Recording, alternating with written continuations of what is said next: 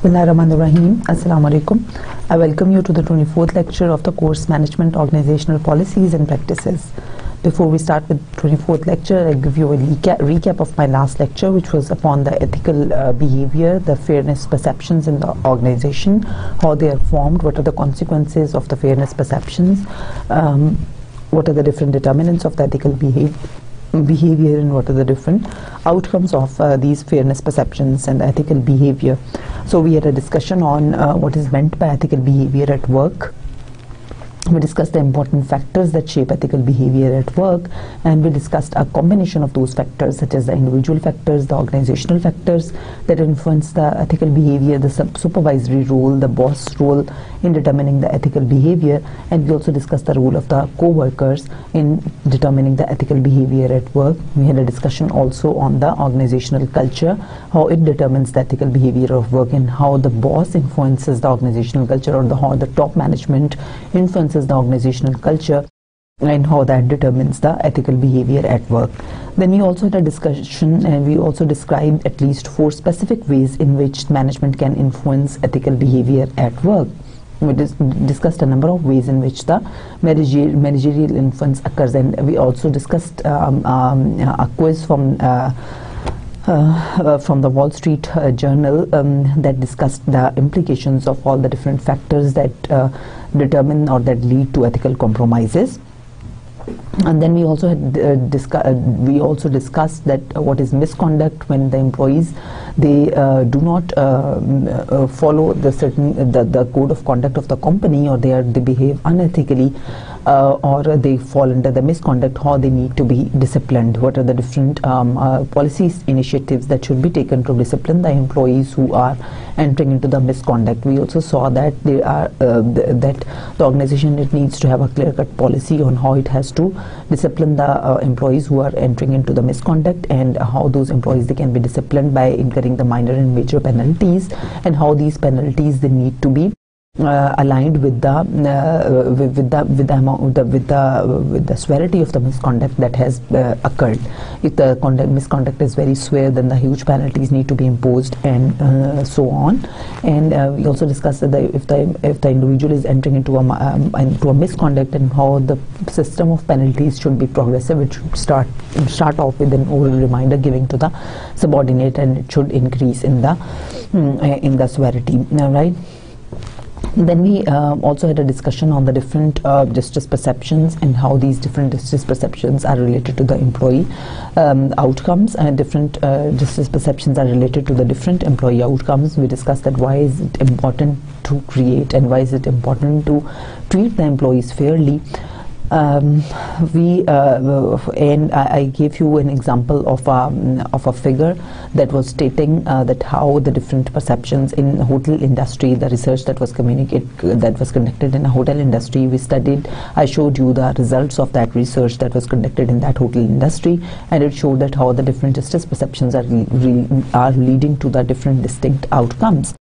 Then we saw that what are the different steps that you should need to follow as an organization or as a manager in order to discipline the employees. Then we saw that what are the employee dismissals, when we dismiss employees, why we dismiss employees, and we also saw in relation to this the wrongful discharge, the difference between the dismissals, the wrongful discharge, the termination at will, and layoffs. We did these 4 different concepts in our last lecture, right? And it's important for you to have a good understanding of what are the differences between all these different concepts, right? What are the different steps that should be taken to initiate each concept, why one concept, what differentiates one concept from the other, and what are the implications of the differences between these concepts, and how they should be procedurized, and how they should be initiated and procedurized, right? And after the layoffs, then we did that what are the alternatives available to the organization to layoffs, right? And And then we also had a discussion about the termination interview, and we also had a discussion about the exit interview, that what is the importance of these two, how the termination interview should be conducted, what should be the contents of the termination interview, how the exit interview, what is the importance of conducting an exit interview, and what should be the contents of that exit interview, right?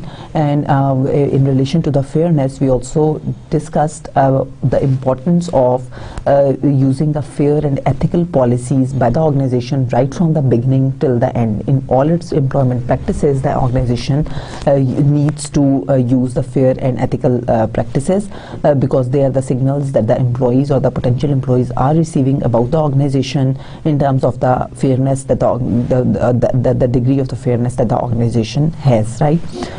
So these were all the related and important concepts that we discussed in our lecture on ethics and justice and the fair treatment, and how we have to discipline the employees, how we have to deal with the employees, and how their perceptions are formed vis-a-vis the ethical stances and ethical behaviors, and how they need to deal with the ethical dilemmas that they can face, right? So for today's lecture, we are going to have a discussion on the business level strategies, right? We'll be mainly discussing the Porter's strategy clock. Then we'll be moving to the integration strategies. We'll also discuss the diversification strategies and the intensive strategies that the organization or that the strategic business units they can use. So first, to start with, before discussing what are the different strategies that the business unit levels they can adopt, we need to know what we mean by a strategic business unit, right? Or what constitutes a strategic business unit, right? So let's try to conceptualize the strategic concept of the strategic business unit on the basis of what distinguishes one strategic business unit from another strategic business unit. So a definition of a strategic business unit, if we see, is that it's distinct external market for goods or services that is different from another SBU.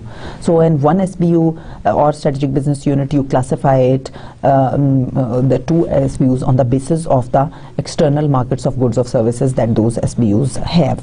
If each product and each geographical branch is considered to be an independent SBU, such immense variety of competitive strategies for a single organization would create a lack of focus and inefficiency. So that is the outcome of the definition of the SBU that I just told you. As per this, if we start regarding, so there is a dilemma that we are facing here, right? That if we start regarding each SBU, we differentiate between the two SBUs on the basis of the goods and services they are dealing in, then there will be unlimited number of SBUs that an organization would be having, right? And it will be difficult to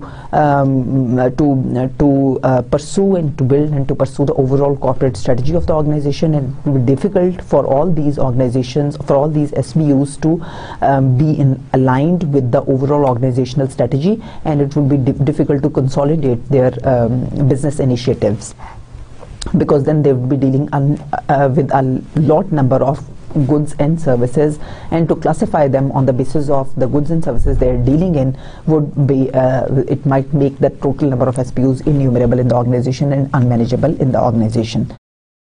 And then the concept of the SBU is important in properly reflecting the diversity of products and markets that actually exist. On the other hand, right? On the other hand, it is also important that you distinguish between the different SBUs on the basis of the products and services they are dealing in, and on the basis of the markets that they are dealing in, right? So there is a there is a puzzle here. There is a riddle here how you have to go with it, right? One, you need to identify those SBUs, the different SBUs who are on the basis of their products, services and markets, and on the other hand, then the number may become innumerable. So there are two criteria that have been advanced to avoid this kind of pitfalls. One is the external criteria, and if you follow this external criteria, then two parts of an organization, they should only be regarded as the same SBU if they are targeting the same customer types through the same sorts of channels and facing similar competitors, right? So as per this criteria, if the two SBUs or more than two SBUs who are competing, who are dealing with the same types of customers through the same sorts of channels and who are facing similar competitors as well, then they should be regarded as one SBU. Right? So, as per the internal criteria, two parts of an organization should only be regarded as the same SBU if they have similar products or services built on similar technologies and sharing a similar set of strategic capability.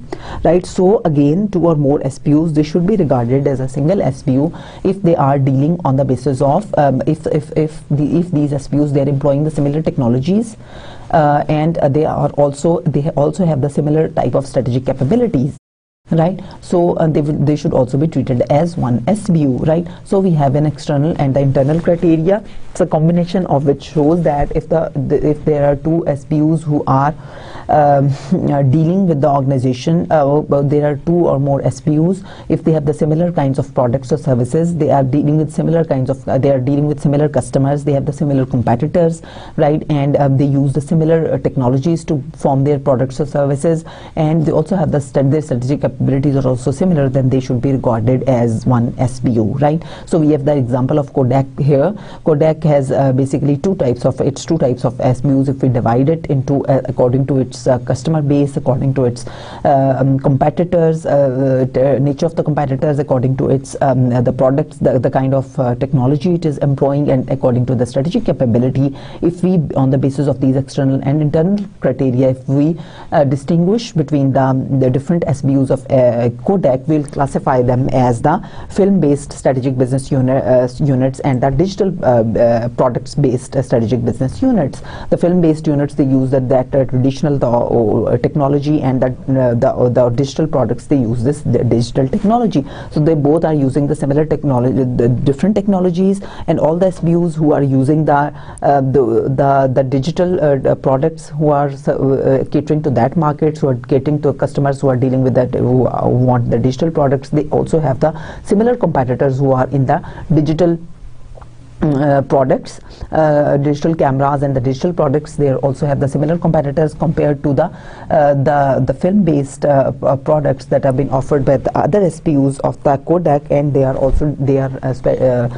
the competitors who are dealing also in the film-based products, and they have the customers who want the film-based products. So they all should be classified as one business unit, right?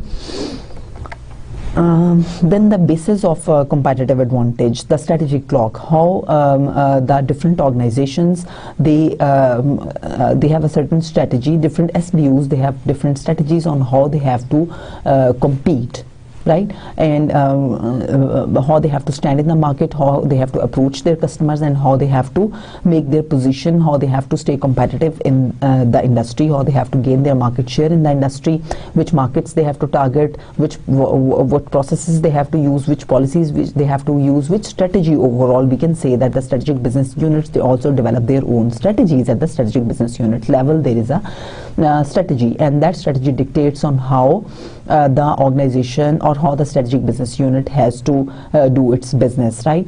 So assuming that there are a number of providers, customers will choose which offering to accept on their perception of value for money. So of course, when it comes to the customers have a lot of choice. They have a number of providers of the services or the products, and they have to choose between those providers, and they will be going for those providers who provide them value for money, who provide them good product or good service, and that justifies the value for money that they are spending, right? So this consists of a combination of price and customer perceived product service benefits of each offering. There are then a number of the strategic clock that was given by the Porter. It determines that, or it explains that there are a number of strategies that are available, or there are a number of different strategic options that are available to the different strategic business units, and and there are different competitive strategy options that are available to you when you have to compete in the market. The first one is the no frills, the second one is the low price, then we have the hybrid strategy, then we have the differentiation strategy, and then we have the focus differentiation strategy. Then on the number 6, 7 and 8 of this clock are the strategies that Porter says they are destined for ultimate failure. So what is the difference between all these different strategies? What are their implications? Let's have a discussion on that in our next slides. Starting off with the price-based strategies, as we see in the strategy clock, 1 and 2, they are the 1 is the no frills and the 2 is the low price. So these both can be termed as the price-based strategies, because here the SPU is dealing on the basis of the price. Right, so route 1 is a no frill strategy, which combines a low price, low perceived product service benefits. So here in the goods, if you're familiar with the term given goods, or here in the target market is those customers who do not value the packaging of the product, or who do not value the design of the product, or who do not value the features of the product, but for them the functionality of the product, only the functionality of the product is important, and for them the most important is the price, right? So here, for this kind of consumers, the decision to buy a product is made only on the basis of price. They are extremely price sensitive customers, and they go only for the products that are available at the cheapest price, right? So this is no frill strategy, where there is nothing additional coming with the product. There are no attractions with the product that are coming, right? So the customers, they only value the price, right? So they only differentiate between the different suppliers on the basis of the price. So price is the key competitive issue in this kind of strategy. Here the emphasis on functionality over service, or more aesthetic issues such as design or packaging. So the aesthetic issues are nowhere. Customers are basically very price sensitive, and they make the decisions on the basis of the price, such as if we take the example of those low frill airlines or the no frill airlines, such as we have the Ryanair, it is a no frills airline. And we have the Southwest Airlines, which is another no frills airline. So in these airlines, what they do is that they are the Ryanair. It's a German airline, and it has really expanded its businesses a lot in a very short time period. And this airline, what it's doing is that it is not providing any. You just sit in the plane, and and you reach at the destination, and in the middle you do not get any food or anything served in the plane, right? And they charge you only the price of your travel, only the cost of the travel, but no other fringe benefits are available with this travel. No other such facilities are available with this travel, such as the food and the drinks and the snacks serving and things like that. And the customers, they are not facilitated extra, right? And so it's not, there are no privileges coming along, and you are of course not charged for those privileges. So there are many customers who are happy with this. They do not value that the paying extra and getting very expensive food in the airline served, right? So and if somebody wants the food on the airline, he can just make an order and get the food by paying right there in the airline, right? So these are the no frill airlines, and herein there are no additional benefits that are coming along, and you're only paying the cost for the service that you are getting for the functionality of the service, right? So here the functionality in the case of the airline is that you're traveling from one place to another place, and you do that and you pay value for that. So the customers, they have very low switching cost in this kind of market segments. So building customer loyalty is very difficult, because for the customers, they don't value the quality, they don't value the product, they don't value its designs, its features, etc. For them, the only motive to decide is the price. So wherever they will get the lower price, they will go there. They don't have this customer loyalty kind of thing here, and it's difficult to build the loyalties. Then the route 2 is the low price strategy, which seeks to achieve a lower price than competitors while trying to maintain similar perceived product or service benefits to those offered by the competitors, right? So herein what is happening is that again the price here, there is price consideration which is lower. You keep your costs low, and you give provide the products or services to your customers of a certain value or of a certain level and at a lower price, right? So herein there are a number of pitfalls that are when you are competing on the basis of the price. You need to you can operate at low, you can be successful, you can use this low price strategy, and you can be successful in this low price strategy only when you can keep your costs low, right? Because if you are competing on the basis of the low prices, right, and your competitors, the price of your competitors' products are lower than those of yours, of course the customers are going to switch to your competitors, right? And as a result, you are going to lose the market share, and you're going to, it won't be possible for you to stay competitive, right? In order to keep the costs lower, you need to have either very deep pockets, or you should have the to keep supporting that that low cost strategy. But if you don't have the low cost base, so the most important thing that you need to have when you have to follow this low cost strategy is that you need to have a low cost base.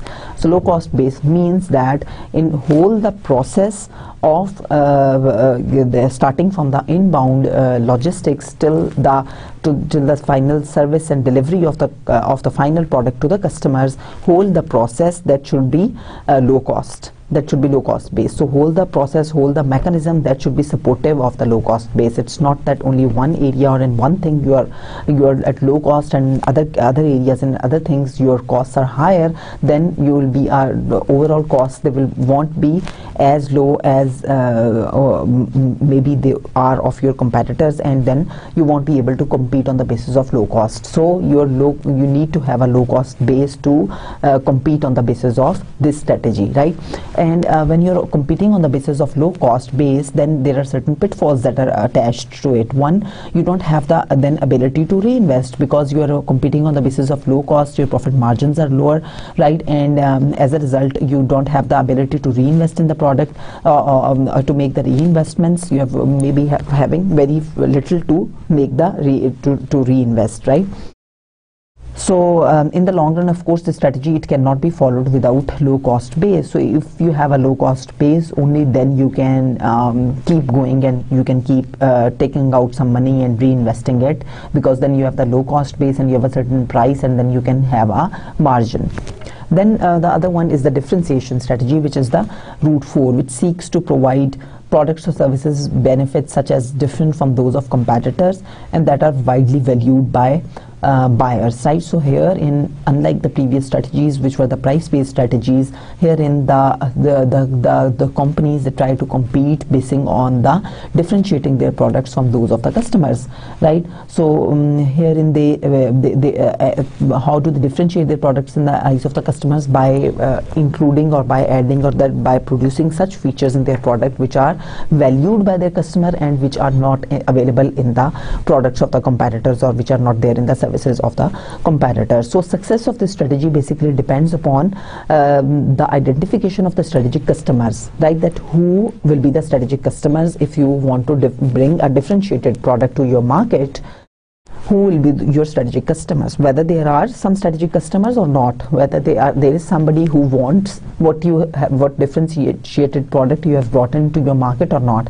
If you have brought in some very differentiated product into the market, but there is no demand for that product in the market, there is no value for that product in the market, the customers do not need that, then that differentiation strategy will not work. It will be a failed strategy, right? So differentiation strategy will only work when you are bringing in something to the market which is also valued by the customers, and for that you need to identify that who your strategic customers are. Then it is also important to be clear who are the competitors.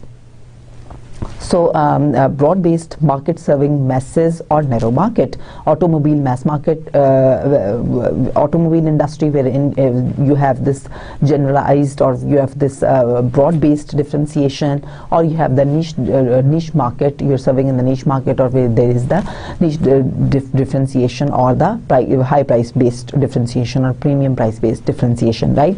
So there are these two types of differentiation strategies that the companies can have. One is the broad-based differentiation, differentiation wherein you are catering to a wider number of customer base, or there is this niche market wherein you are dealing with the with this differentiation, which is the high premium differentiation, which we'll be discussing in the next slides, right? And then we come to the route 3, which is the hybrid strategy.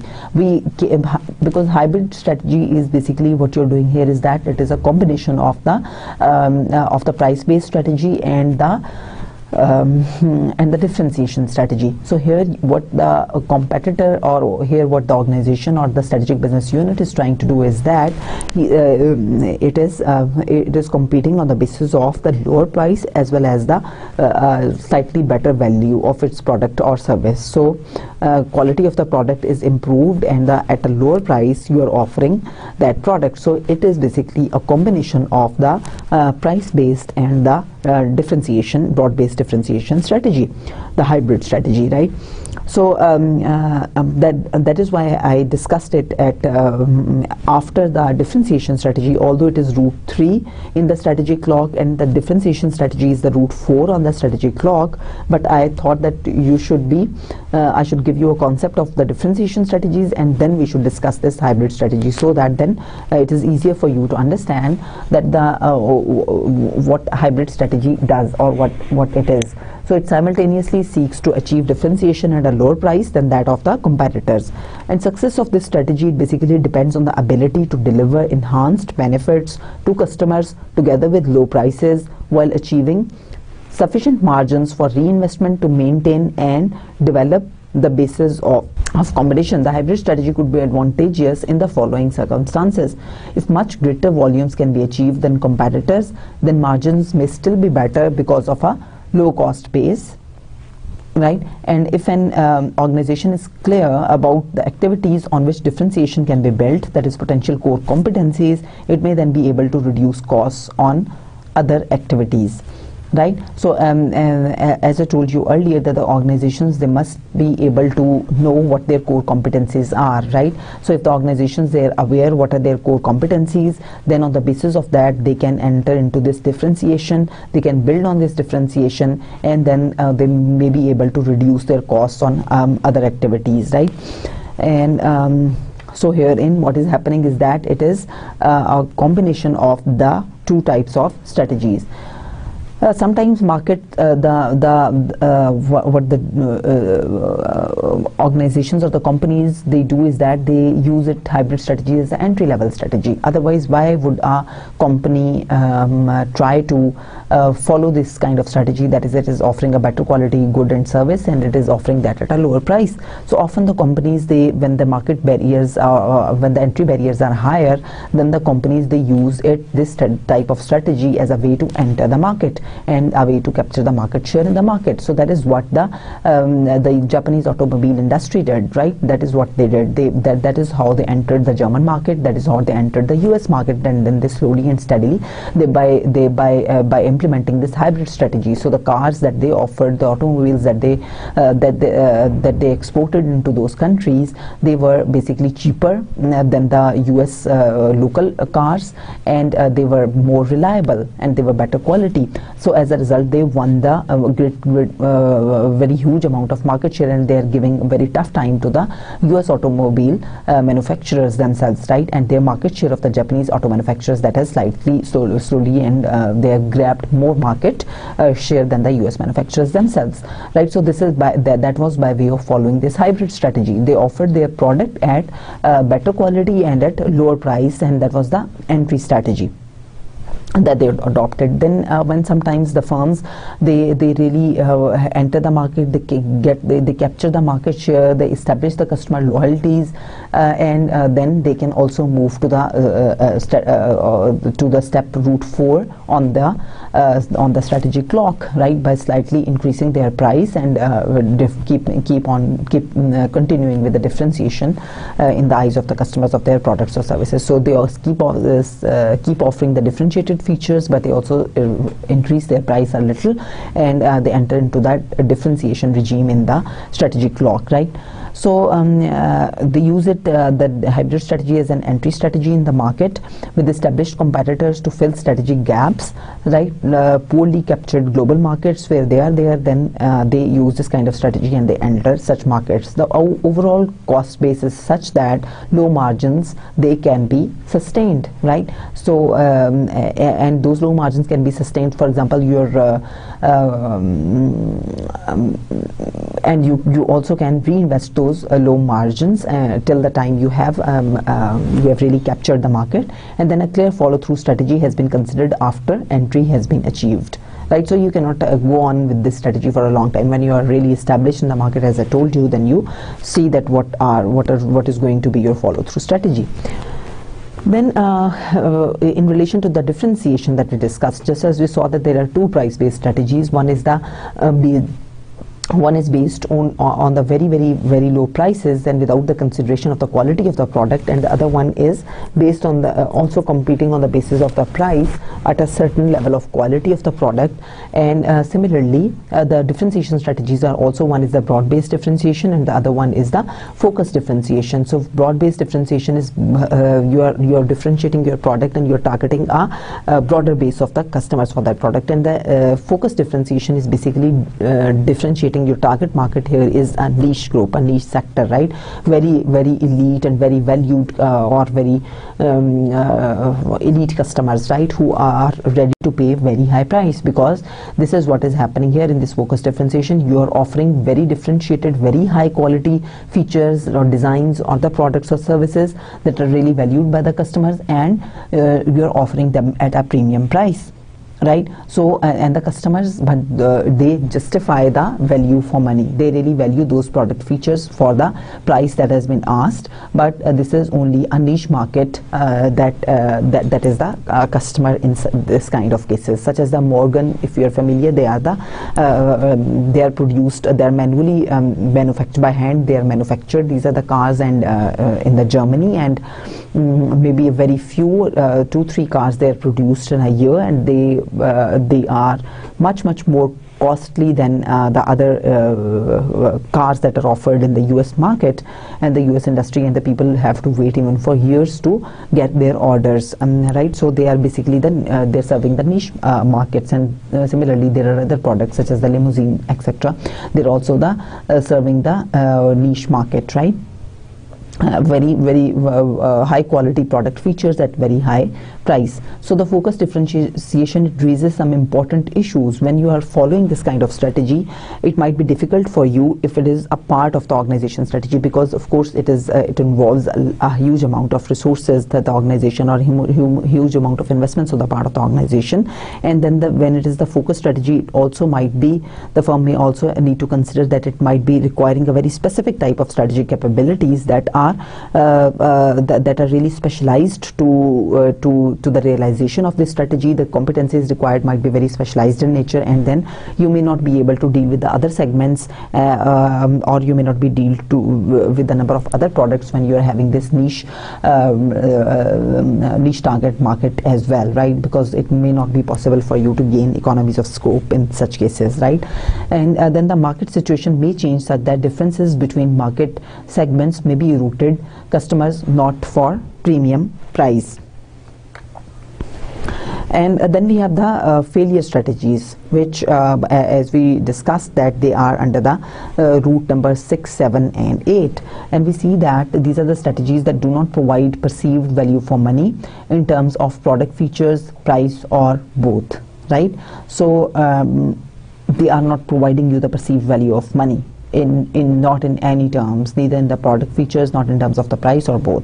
So the route 6 is suggests that the increasing price without increasing product service benefits to the customer. So that is what is happening in the route 6, that the company or the organization or the strategic business unit, it increases its price without increasing the product or service benefits. So the quality is remaining the same, but you're increasing your price further. And in such cases, these companies are prone to fail, because if your competitors, they do not follow you, they do not start a price war with you, and if they do not also increase their price, they keep their prices constant, they keep offering the similar quality, then of course the customers, they are trying to, they will definitely switch to the competitors, right? And you will be losing.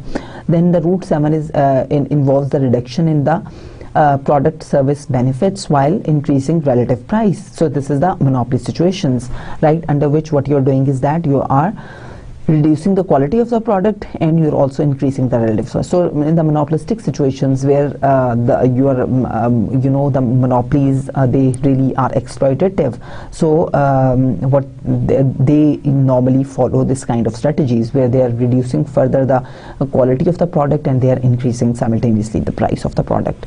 And then the route 8 is characterized by reduction in benefits while maintaining price is also dangerous, though firms have tried to follow it. So it again results in the loss of share, because here what you're doing is that you are reducing the benefits of the product or the quality of the product while you are keeping the price the same, right? So it is again not a very profit oriented strategy. It is again prone to the loss to a loss of the firm, and it depends upon the behavior of what the competitors do. Okay, so we discussed that in order to sustain the competitive advantage, the firm there are a number of the price-based strategies, there are the differentiation strategies, and there is a situation of lock-in. So here we first discussed how the companies they can sustain competitive advantage when they have these price-based strategies. When the companies they're following this price-based strategies, as I explained to you earlier, then the companies what they should do is that they must accept a reduced margin. Because of course they have to compete on the basis of the low cost, right? Therefore they cannot gain or they cannot have very high margins, and the organization it may be prepared to sustain and win a price war with competitors from deep pockets to sustain short-term losses or low cost base. Right, in the short term, if the organization or if a firm it has it does not have a low cost base, right, and then it can but it has very deep pockets, then it can compete with its competitors, but that can only be in the short term, right? So you cannot keep on a price war. You will be run out of business if you start a price war but you do not have a low cost base.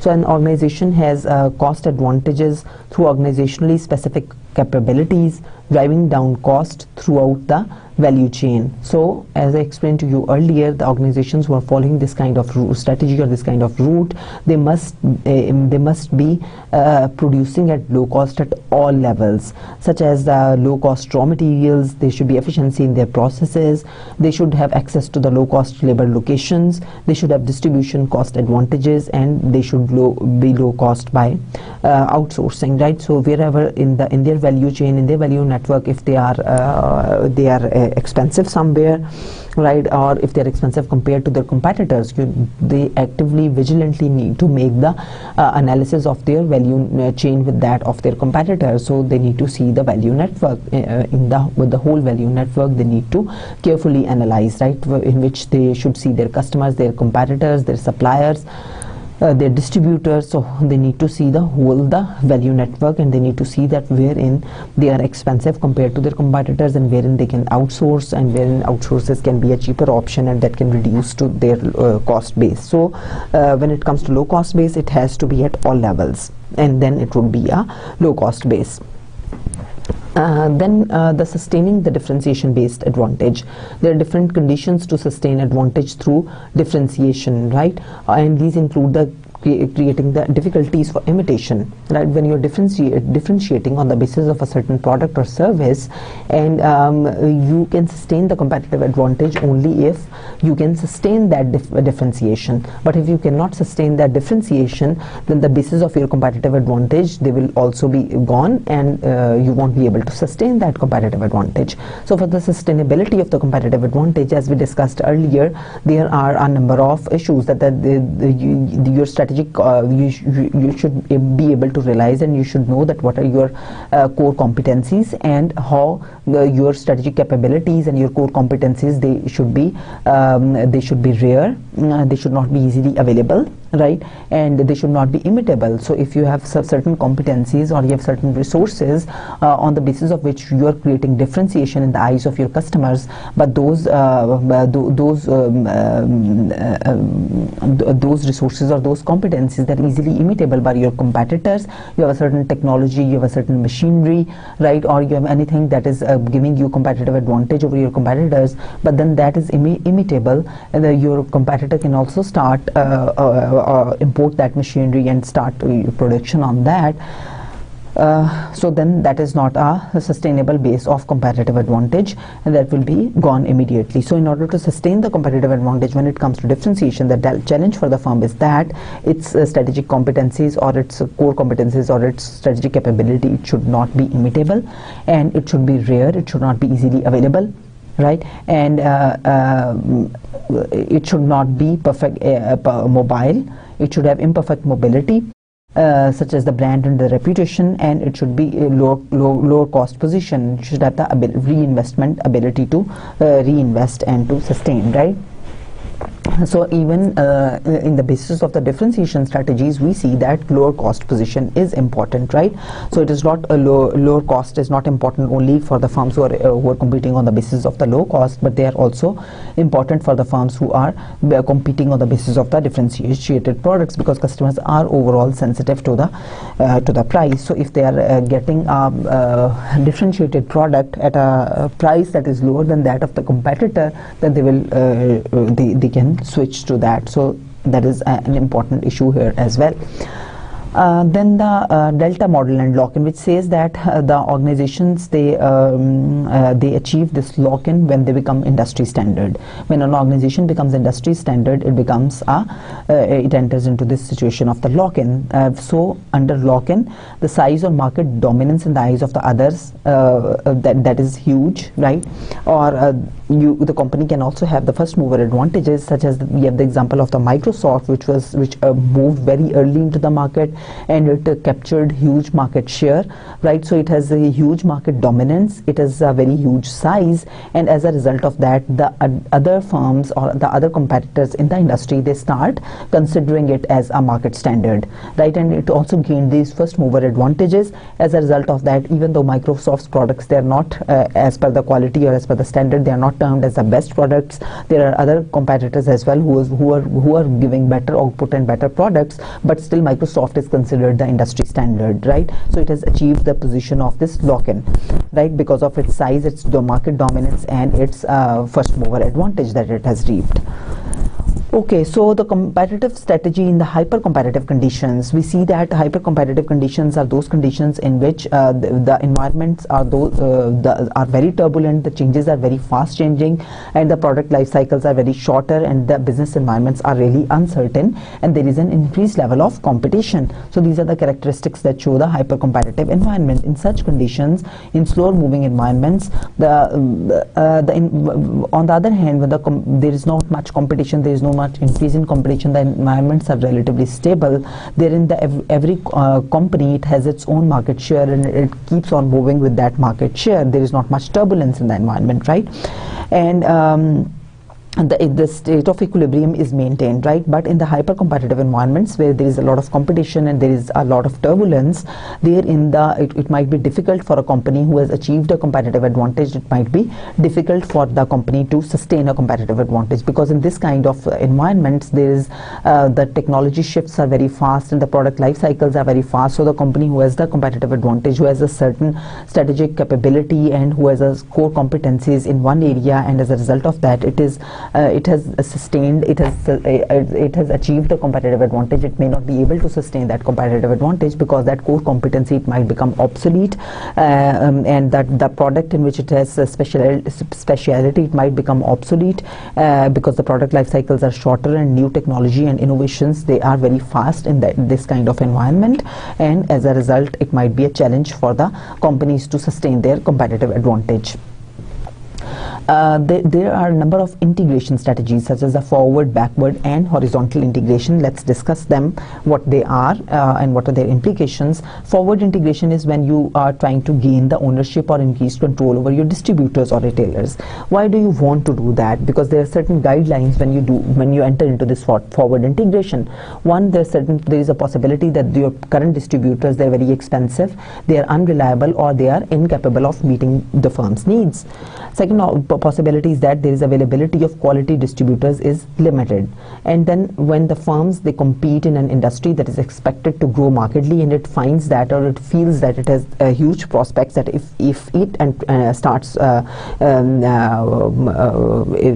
enters into the forward integration and develop that distribution possibilities itself in its own inbuilt, then it can achieve more markets at less exploitative, then it won't be exploited as well by the distributors, right, and it can grow more rapidly. So the organizations also, for this, the organizations, they need to have the capital and the human resources which are needed to manage this, because it's again a new line of business, the replacing your distributors and doing that yourself. So you should make sure that you have enough capital and the human resources to do that. Then advantages of stable production are high, right, and present distributors, they have high profit margins, they are exploiting you and you want to get rid of that. Then you enter into this forward distribution, forward integration, and then we have the backward integration, wherein you seek ownership of the increased control of our firm's supply. So here basically on your value chain, you're moving one step back. You're getting the raw materials that you were getting from your suppliers, now you are thinking of producing those raw materials also yourself, right? Again, you enter into backward integration when you feel that your suppliers are expensive and the number of suppliers is small and number of competitors is large, and the suppliers, they're more in the monopolistic terms and more in exploitative terms.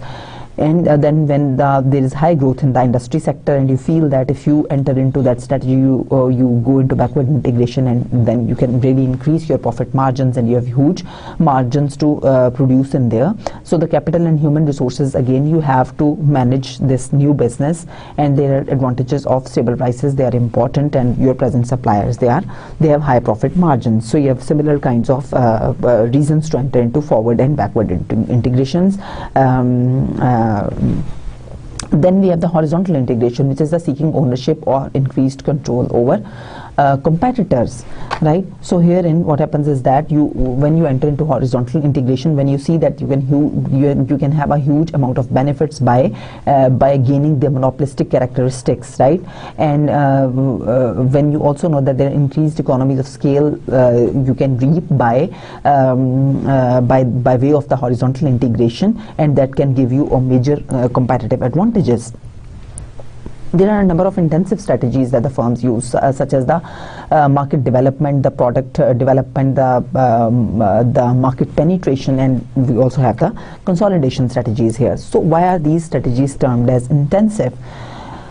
Because these strategies, they require intensive efforts to improve a firm's competitive position with existing and new products and markets, right? So what the firm here is trying to do is that it is trying to improve its competitive position by way of a number of strategies, such as the entering into the new markets, or remaining in the existing market with the new products, or entering a new market with the new product, entering a new market with the existing product. So there are a combination of the possibilities that the firm can use, but it really needs to make some intensive efforts to make this kind of strategies come true. Under consolidation, what happens is that it is a part of the restructuring process. We know under it, what the firm does is that it reduces its operations, just as the name indicates. So wherein when there is a market recession or demand for your particular product, it has fallen short, and as a result you need to liquidate your certain operations, and that would generate sales or to avoid bankruptcy, right? So you consolidate your operations, you sell out some of your products that are not making sales, for whom the price has the demand has fallen, and that are not making any good sales. So to avoid bankruptcy, and what you do is that you consolidate. And then the market penetration, it is a strategy in which what you do is that you are seeking increased market share for present products or services in present markets through greater marketing efforts. So you keep on operating with the same products in the same markets. So there is existing product and existing market in case of market penetration, but you are trying to increase your market share. When you enter into market penetration, when you feel that your current markets, they are not saturated and you can increase your market share in the current markets. Your customers, they are not using the products at the same rate as that it can be. So you expect that you can increase the sales of your products to the existing customers, right? And then there is increased economies of scale provide major competitive advantages. And you know that if you keep on producing the same product and you try to increase your customer base in the existing market, and you try to increase your number of sales to the existing customers by way of economies of scale, you know that economies of scale have huge advantages in terms of the cost, etc., right? And you want to reap those advantages, so you make the strategy of market penetration. So mostly how do the companies do it? That is by way of advertisement. They spend a lot of advertisement to create customer loyalty and to create to increase their customer base by in the same products, without entering into new markets. Then the market development is where you introduce present products or services into new geographical areas, right? So herein what you're doing is that you are entering into new markets with your existing products or services. So when you enter into market development is when you see that there are some new channels, more reliable channels of distribution, they are available and they can take your products to the new markets, and there can be more avenues for your product in new markets, right? So then the firm is also very established and very successful in its products or services in the existing markets, and it expects that then on the basis of the brand and the image that it has created for its product or services in the existing market, it will be easier for the firm to tap the new markets as well. So when of course there are unsaturated and untapped markets available, then you have the avenue, the potential to enter into those markets and do your business there. Then the capital and human resources that are necessary to manage the expanded operations that are also there, then you enter into this kind of strategies. And when the basic industry and rapidly becoming global, then you enter into this kind of enter into market development. And the product development is when you're seeking increased sales by improving present products or services or developing new ones. So you are developing the product, right? So the products which are in the maturity stage of the life cycle, then you enter into product development. You need new product because the existing products, their life cycle is expiring. When competes in industry characterized by rapid technological developments, right? And you know that your current technological based product is becoming obsolete, so you need to develop your product. Then major competitors, they are offering better quality products at comparable prices. Then you need to do this product development, and you have competing in high growth industry, and strong research and development capabilities are there with you, and you want to utilize them and enter into the new product development. Then there are a number of diversification strategies that are available. One is the concentric diversification, conglomerate diversification, and the horizontal diversification. So overall, the diversification strategies, they are becoming lesser popular as the organizations, they're finding it more difficult to manage diverse business activities, right? You need to have a number of human resources, you need to have a number of capital, and then it might be you need to have a very strong and good leadership to manage this kind of diversified products or diversified services, right? So it is an increasing challenge, and we know that a few huge conglomerates, they failed and they consolidated in a few products because they could not meet the challenges, or they could not meet the successes that they were expecting in this diversification, right? And related diversification is when you are entering into into similar products or services, right? So you're adding the new products, but they are similar to your existing line of business, such as Procter and Gamble and Unilever. They deal with a range of consumer goods. They are all related consumer goods. So what they do is that they do so by way of forward and backward integration to diversify, right? So they start producing the raw materials themselves, and they start entering into the distribution channels and the services, etc. And by way of this forward and backward integration, they are entering into this related diversification, where their similar capital and similar human resources and similar expertise are used in producing the related products. So therefore you can use the economies of scope. So the concept of related diversification is basically based on the economies of scope, that when the firms they try to produce the similar products, who will use the expertise of the existing human resources by utilizing those expertise, and so that their costs, they also do not increase, and they already have the competencies, they have the resources to produce that product. And then that is why so the main advantages of the related diversification comes from the economies of scope. Such as the car manufacturers, what they did was that they entered into this forward integration by starting the repairs and services, but they failed because it is after all not that easy to enter into the synergies, to gain the synergies. The synergies are gained, they are generated when due to the economies of scope, because this concept of related diversification is it is built upon the economies of scope, right? And the synergies are generated when this phenomenon of economies of scope comes into play. But when those synergies are not generated, then the diversification, it can be a big mess for the company to manage, right?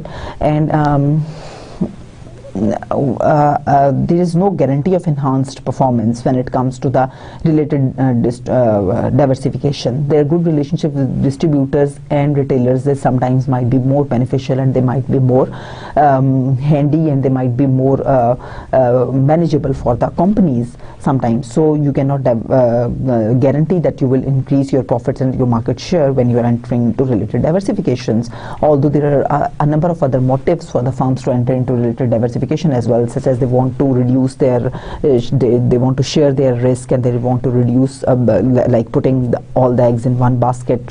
So you're entering into the related products, and as I told you that the markets for some of your products that are maturing and that are dying, that you enter into the related diversification, and you want to keep to reap the benefits of the forward and backward integration. That is why you are entering into this related diversification.